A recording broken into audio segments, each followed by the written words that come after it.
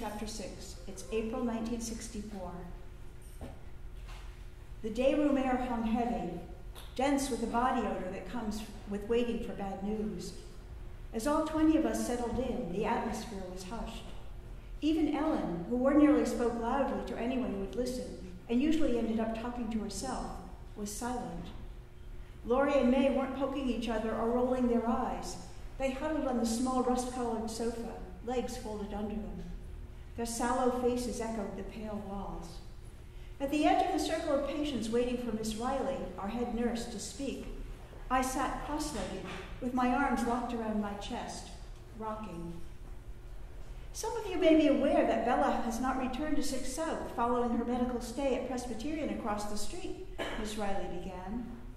Because I knew you might be wondering where Bella is, I called this community meeting to let you know that she's been transferred to Rockland. Several gasps and at least one person's sobs, along with subdued murmurings of, "Oh God," and "I told you," and "shit," broke our silence. But those outbursts didn't convey the level of fear reverberating throughout the room. I felt as if I were watching a large gasoline can slide toward an open flame. Something terrible was about to happen. Last month, Bella had swallowed poison at her lab job up on the 8th floor. She didn't tell anyone, which gave the poison hours to work before she collapsed at the end of an early evening bridge game. As her partner, I'd noticed that she was unusually quiet and that her skin had an odd greenish sheen, but I never guessed what she had done. Her plan almost succeeded. Bella spent a week in ICU before it was certain that she'd live. After that, the doctors didn't want her at PI anymore. I'd sensed that her transfer was coming, but I still couldn't believe it. Bella had been one of my 2 closest friends on 6 South, the kind of friend who saw things the way I did. I didn't have to explain myself to feel understood. Marie had been the other. Marie was a student nurse at Bloomingdale's during my stay there, someone I'd appreciated as an individual. Respectful, too. She didn't treat us like dumb animals to be herded around, or poisonous snakes that might bite. One day, after I'd been at PI for a few months, Miss Riley told us to expect a new patient. I was stunned when Marie walked in. It took me a few seconds to figure out where I knew her from, and by then she'd recognized me too. We ran and grabbed each other with happy hugs and squeals, the way girls do. I was so delighted to see her that for a moment I didn't register that this was, in fact, bad news. Marie was being admitted to a mental hospital. Most of the time she looked darkly troubled and kept to herself. Patients on 6 South abided by an unofficial rule not to ask each other about problems. Marie never volunteered personal information, so I didn't know what made her so despondent. When we talked, it was about our cats, or our favorite books, or what kind of birds we'd be, if we could choose. In February, Marie killed herself by jumping off the George Washington Bridge. She had run away, eloped was the hospital term for it, and never returned. The police found her body downstream. Even though I'd known other patients who had done that before her, it was hard for me to accept that Marie was gone. The loss weighed me down, as if a heavy shadow had settled over my heart. Eventually, I became numb when I thought of her.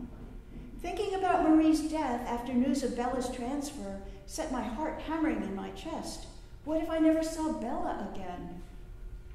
I followed the last stragglers out of the day room and into the hall. Grotesque images of gargoyles and monsters flashed before me nonstop.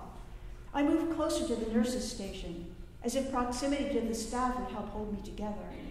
I began to hop from one foot to the other, unable to stand still.